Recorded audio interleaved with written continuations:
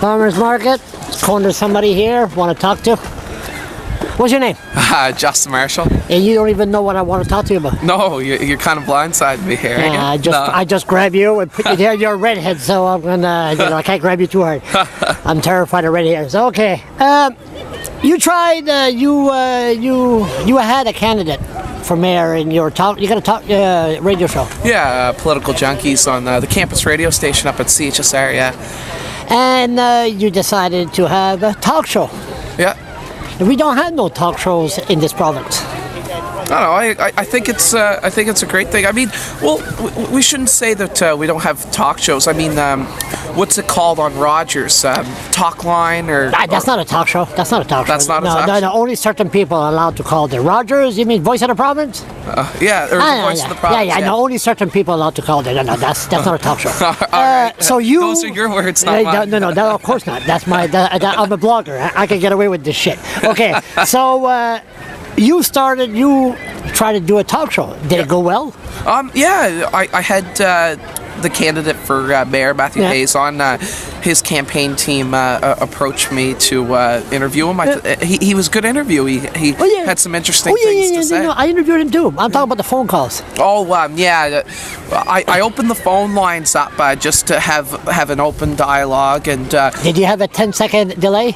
No, I guess we're not equipped at CHSR for that, but I answered the phone before to pre-screen the call, and there was a woman, she said, I have a legitimate problem with the bus, and I was like, okay, we've had problems with prank calls in the past, I'm going to put you on. She said her name, said like where she was from and stuff like that.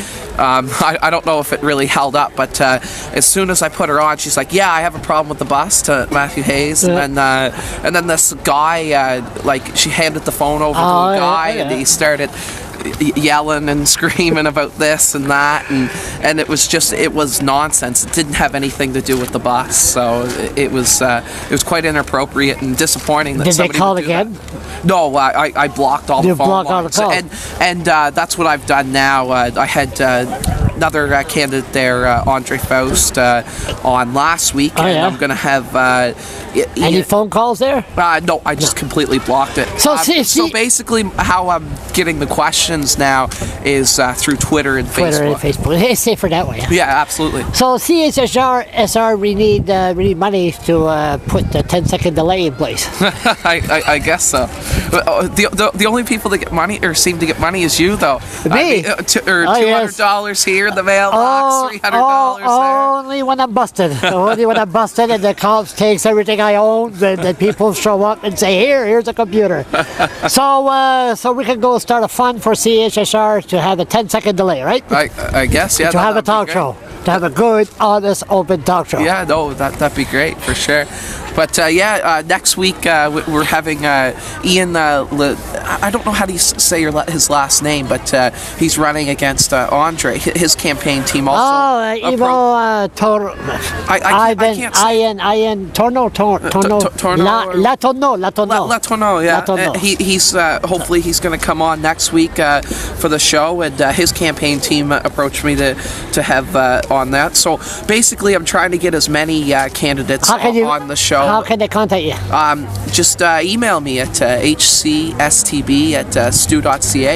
We have quite a few listeners that tune in every week. Any upwards from I've heard of like just people approaching me to like 250 to 500 at times. So it's quite good, and it's always good exposure, and we're more than welcome to give the podcast. Are you trying to tell me you have more exposure than my blog?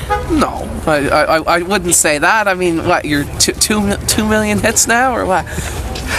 You got your good publicity right here. Okay, thanks a lot. Thanks.